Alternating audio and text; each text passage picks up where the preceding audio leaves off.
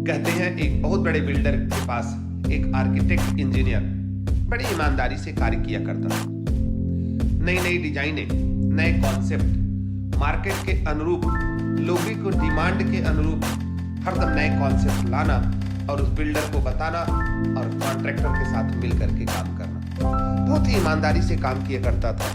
काम करते करते उस इंजीनियर के लगभग 30 वर्ष गुजर गए।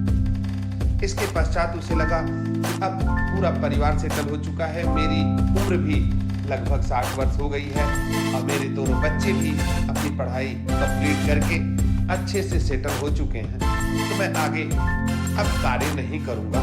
ऐसा विचार उसके मन में आया और वह इंजीनियर जाकर के उस बिल्डर से कहा कि मैं अब काम नहीं करना चाहता, अब मैं काम छोड़ना चाहता हूं। बिल्डर ने मुस्कुराते हुए, हंसते हुए उसकी बात का सम्मान किया और उस इंजीनियर से कहा कि आपने 30 वर्ष तक जो हमारे साथ मिल करके काम किया है, जो हमारे इस बड़े बिल्डर बनने में आपकी जो भूमिका है वो मैं कभी भूल नहीं पाऊंगा। आप हरदम हर काम अपना समझ के करते थे, आप ईमानदारी से काम करते थे, आप मेरे एक पार्टनर के रूप में काम करते थे।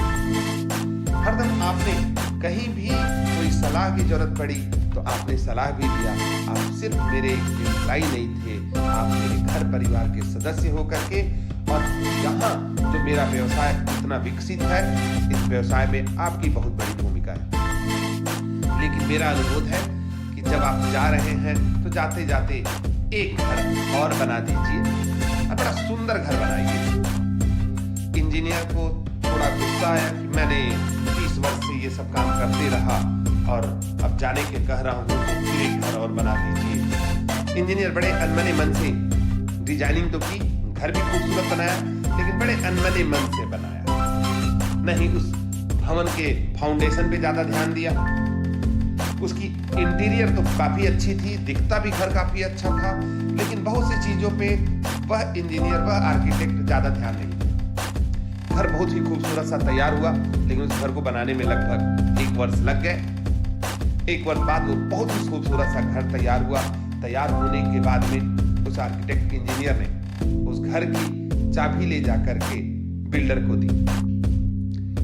बिल्डर को जैसे ही चाबी उस इंजीनियर ने दिया, बिल्डर ने मुस्कुराते हुए कहा कि आज तक मैं आपको कुछ बेहतर न दे सका, इसलिए मेरी इच्छा थी कि आप एक सुंदर सा घर अपने लिए बनाएं।